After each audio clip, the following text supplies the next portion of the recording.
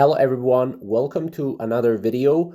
Today I will show you how to create a post on BeReal app. Now, as you can see, if we go to discovery here, we can see that we cannot see the content because we haven't actually posted a BeReal. So in order to do that, we have to go here to my friends and then make sure to click on post a BeReal.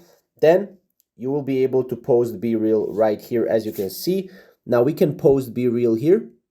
We can click on the middle button, and then obviously we will, the BeReal will screenshot both the first, camera and the second camera. And then, as you can see right here, we can either download this on the left side here and save it to our camera roll, or we can just go to this button right here. And then, as you can see, we can send it to friends. We can share the position or not share the position, which is just your location.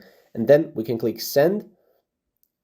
And that's pretty much it. As you can see, we just uploaded a BeReal and we just created a post on BeReal. Now, if you want to manage this post, go to three dots here and you can share it, you can delete it, or you can put it in a discovery. So that's pretty much how to do it. If you have any questions, comment down below and we'll see you in the next video. Thank you guys for watching.